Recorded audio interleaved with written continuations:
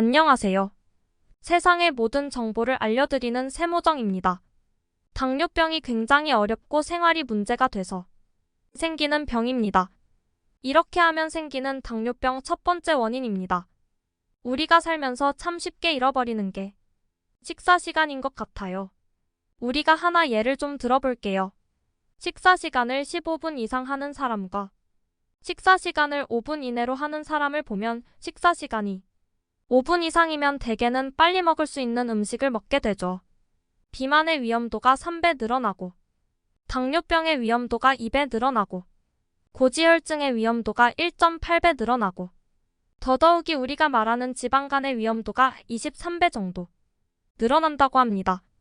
그래서 당뇨병을 치료하는 의사들은 환자들이 처음 오시면 식사 시간을 20분 정도 되실 수 있게 천천히 식사하세요 얘기합니다. 되게 천천히 식사하시는 게 혈당이 들어가는 속도를 천천히 해서 혈당이 올라가는 속도도 천천히 올릴 수 있기 때문에 밥 먹으면 혈당이 쭉 올라갔다 떨어지는 그 피크가 오는 거를 좀 낮출 수 있기 때문에 저희가 혈당의 조절에도 도움이 많이 된다고 해서 식사 습관 빨리 먹는 습관을 고치라고 얘기를 합니다. 두 번째는 나는 저녁에 일하고 아침에 자요. 저녁 늦게까지 일하시거나 밤낮이 바뀌시는 분들은 생각보다 당뇨병이 잘 생깁니다. 저녁형 인간은 아침형 인간보다 지방의 연소 능력이 떨어져서 당뇨병이나 심장병의 위험이 높아진다는 것은 이미 나와 있는 대상이기 때문에 저녁에 많은 일을 하시는 분 또는 아침 저녁이 바뀌시는 분 이런 부분들은 식사라든지 자기 건강의 관리에 굉장히 좀 신경을 더 쓰셔야지만 당뇨병이나 심장병으로 고생하지 않을 거라고 생각합니다. 또 하나는 야간 교대 근무자는 상근 낮에 근무하는 근로자보다 E형 당뇨병에 걸릴 위험이 44%나 더 높다고 그럽니다.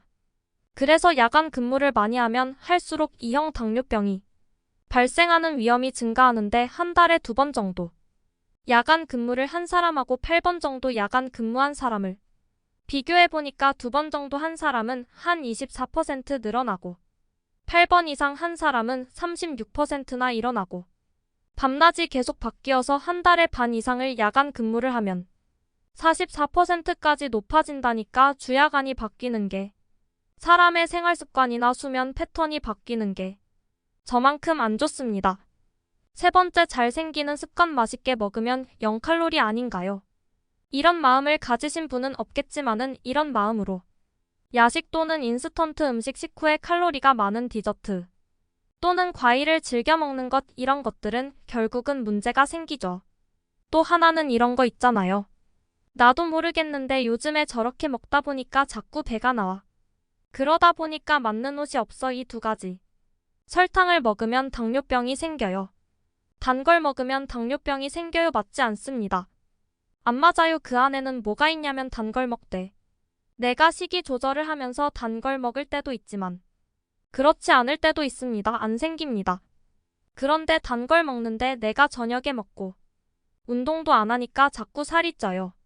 그러면 당뇨병으로 가는 하이웨이, 지름길을 밟고 계시다고 생각하시면 될 것 같아요. 우리가 과식을 하면 왜 당뇨병이 걸리느냐? 결국 과식을 하게 되면 비만을 부르고 비만이 생기면서 생기는 혈액 속의 당분 이런 것들이 인슐린 저항성이라는 걸 만들고 내가 더 인슐린이 많이 필요하게 되고 그러다 보면 E형 당뇨병이 생깁니다. 운동 얘기 나왔습니다. 결국은 운동 숨쉬기 운동만 하죠. 소파에 앉아서 TV를 보는 것 절대로 안 좋습니다. 건강한 40대도 운동을 안 하면 당뇨병이 온다. 뭐냐 하면은 비정상적인 당화 혈색소 수치.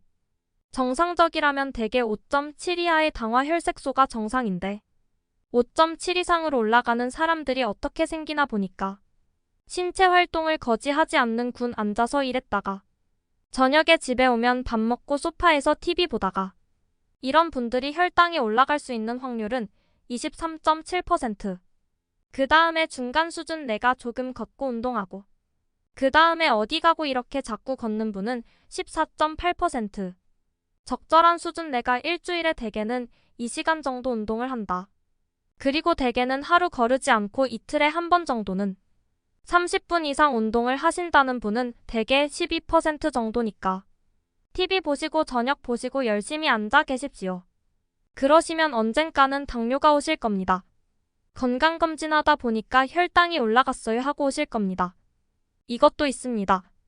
어머님이 당뇨병이신데 그건 어머님의 일이고 전 별로 상관없지 않나요? 절대로 상관없지 않죠. 당뇨병에서 가족력 유전이 차지하는 비중이 30% 정도 된다고 합니다. 일반적으로 당뇨병의 유전 범위는 부모와 형제 직계죠. 남편이 당뇨병 나하고 상관없습니다. 가족력이 있는 경우에는 가족력의 정도에 따라서 2배나 6배까지 당뇨병이 올라가기 때문에 가족 중에서 당뇨병의 환자의 수가 많을수록 위험도는 더 늘어갑니다. 가족력이라는 거는 생활습관이나 식사, 신체 활동, 기후 음식 이런 것들이 있어서 유전 이상에 영향을 주기 때문에 어머님이 당뇨병이에요. 이렇다면은 나도 꼭 당뇨병에 대해서 신경을 쓰시고 생각을 해보셨으면 좋겠습니다. 임신성 당뇨병이 예전에 있었어요. 둘째 때 임신성 당뇨병이 있는데 근데 별로 증상은 없어서 굳이 병원에 가서 검사 안 하고 있는데 어떨까요? 자, 조금 지나면 내분비내과 가야 할지도 몰라요. 이런 이유 때문에요. 임신성 당뇨병 환자의 50% 이상은 20년 이내에 현성 당뇨병이 생깁니다. 제일 중요한 거는 임신성 당뇨병 환자는 체중을 임신 전 체중보다 더 빼서 처녀 때 체중까지 빼셔야 됩니다. 굉장히 중요합니다. 대개 1년에 한 번 정도는 당화 혈색소랑 혈당을 검사해서 혹시 현성 당뇨병으로 가지 않았는지 확인이 필요한 게 임신성 당뇨병이니까 꼭 명심을 해주시고 자녀도 비만이 생기거나 당뇨병이 생길 확률이 높기 때문에 절대로 애들이 비만하지 않게 키우셔야 돼요. 당뇨기라는 말은 아닐 것 같고 대개 공복혈당이 100보다는 높고 126인 당뇨 수치까지는 안 가서 그 어중간한 때를 잡고 당뇨기가 있다고 그러는데 이거는 대개 공복혈당 장애 또는 내당능 장애라고 얘기를 합니다. 당뇨병이 5에서 6배 정도, 5배, 6배 정도가 많이 생긴다. 그러고 10년 이내에 70%가 당뇨병으로 간다고 합니다. 고혈압약을 먹고 있는 사람도 당뇨병이 잘 생깁니다. 고혈압 있는 사람 중에서 50%, 60%는 당뇨병을 같이 진단을 많이 받고요. 그 다음에 고콜레스테롤 혈증이 있는 사람 중에서는 당뇨병에서 고콜레스테롤 있는 사람이 80% 정도 되니까 요 세 가지 고혈압, 고지혈증, 당뇨병은 함께 다니는 삼총사라고 생각하시면 돼서 항상 하나가 있으면 꼭 같이 생각해 보시는 경우도 좋을 것 같습니다. 이상 세상의 모든 정보를 알려드리는 세모정이었습니다. 끝까지 시청해 주셔서 감사합니다. 구독과 좋아요, 알림 설정은 사랑입니다. 헤헤.